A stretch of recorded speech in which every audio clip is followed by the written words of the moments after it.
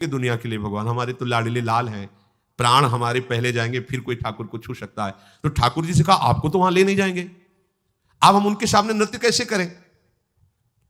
मानो ठाकुर जी ने इशारे में बता दिया कि तुलसी जी मेरा ही स्वरूप है, तुम बड़ी माला वैसे ही तुलसी की डालते हो, तो नृत्य में बड़ी माला डाल के कैसे होगा? तो उसको उतार के रखने के बहाने सिंहासन में रख देना, और मेरा ही स्वरूप तुलसी जी है, फिर आप नृत्य करना।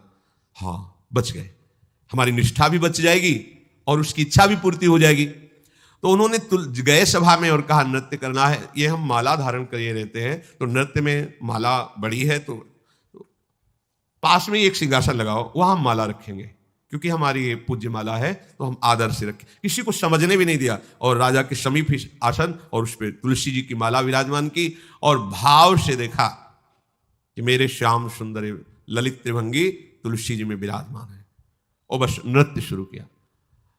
ऐसा गान, ऐसा नृत्य शुरू किया, सब सभा आश्चर्यचकित, मंत्र मुग्ध, सबका मन शांत। ये भक्ति का प्रभाव होता है।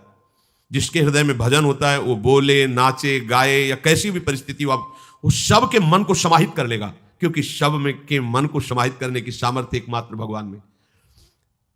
जैसे विवेकानंद जी जब गए थे ना, तो यही चमत्कार दिखाया, सब पूरे विदेशियों के मन को आकर्षित करके, शून्य में कोई संकल्प नहीं, कोई विकल्प नहीं, सब आश्चर्यचकित हो गए, लट्टू हो गए। ऐसा चमत्कार, तदात्म होकर जे ही तदात्म भाव, जैसे श्री ध्रुव जी ने तदात्म होकर अपनी वायु रोकी, सबकी रुक गई।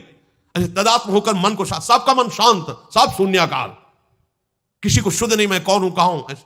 यह आश्चर्यचकित प्रभाव, नृत्य करते पूरी सभा में राजा तक आनंद मगन, पर नृत्य करते करते ललित त्रिभंगी भाव में ऐसे हुए, प्राण छूट गए। सामने दुनिया को दिखाई दे रहा तुलसी की माला, वहां ललित त्रिभंगी लालजू, और उन्हीं का वैसे रूप धारण ललित त्रिभंगी हुए और प्राण समर्पित कर दिए।